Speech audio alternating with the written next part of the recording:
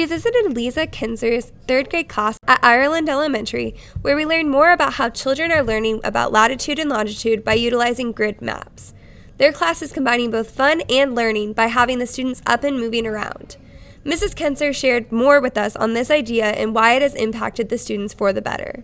We're introduced to grid maps, which is a precursor to learning latitude and longitude, one of our standards in 3rd grade. So we introduced them to grid maps, and they got to practice a little bit with reading a grid map in their social studies book. And then I like to get the kids thinking outside of just answering questions, so I let them write their own questions and select places on the map, and then they wrote down two clues, and then we switched places, and the other kids got to answer their clues and find their place on the map. Mrs. Kinzer went on to tell us about why they incorporate music into the lesson as well.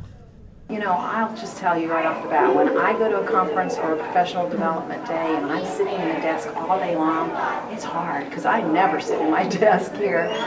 So I just try to get them up and moving. If they're in their desk for 15, 20 minutes, then we're definitely going to be up and moving. So I use the music as a way to get them moving around the room to find somebody else's whiteboard to answer their questions, but it's really, kind of a stretch and just an activity where they get to be up and moving out of their seats. 10th Street Elementary continues to promote positive behavior with their creation of the Paw Store.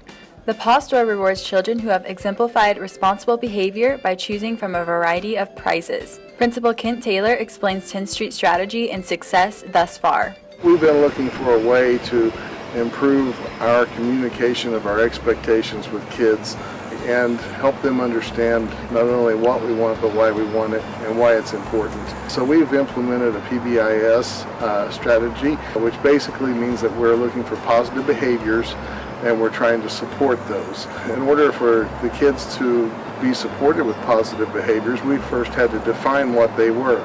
So we are trying very hard to get the word out that we're really emphasizing 4 areas. We're emphasizing be safe, be respectful, be responsible, and be your personal best.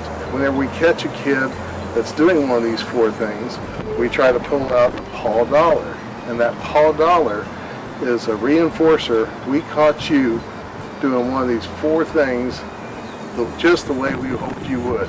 Students save their hard-earned paw bucks to spend them on an array of items. This instills responsibility into students, for they can continue to save or buy. Students are called up individually to choose from prizes such as erasers, pencils, pillows, toys, and much more. When you make strong decisions, people notice. And when you make a strong decision, we want to notice. Senior Nellie Mowat has done her fill throughout her past 4 years at JHS. Her involvement in numerous clubs and activities is a testament to her character and leadership. And 3 years ago, Nellie used these skills to start up the knitting club.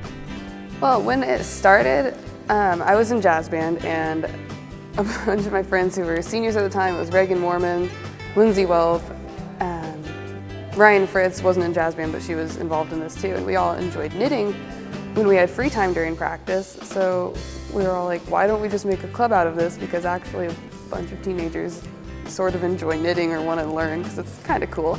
And so what we did was we found an advisor who would be cool with being in charge of it, and Mrs. Flex, since she does a lot with like textiles and stuff. We asked her and she was cool with it, and then we talked to Mr. Wilson, and once he approved it, it was good to go. Being a member of jazz band, pep band, symphonic band, and marching band is also something important to Nellie. Without band, I wouldn't have had like a lot of my best friends that I have today, because you go really close seeing each other at 3 a.m. when you don't want to be going to a contest, but you have to anyway. And spending a week with them at band camp, you just really get to know these people. And as far as actually marching goes, you become so disciplined, and Mr. Guti really teaches you how to be a good student and a good person, even though you might not like him for it. He's still actually like just one of the better teachers who's prepared me for life.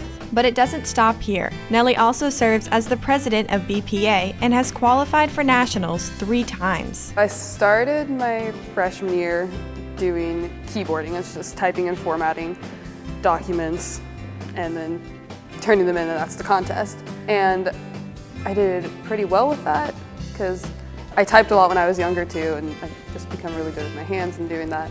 And so for that contest, I placed 6th at district, and then so I moved on to state, and then I placed 5th at state, which qualified me for nationals, which was really cool because I could go with my sister and my cousin. And then at nationals, I actually placed 2nd, and that's like the best thing I've ever done with my life so far. She's made an impression on students and teachers as well. Nellie does as an officer of the chapter, president of the club, is she just goes above and beyond. Anything that Mrs. Shipp ever needs her to do before meetings, Nellie will be there to do. With leadership and creativity, Nellie has made an impact here at JHS, making her a prime example of what a Wildcat really is.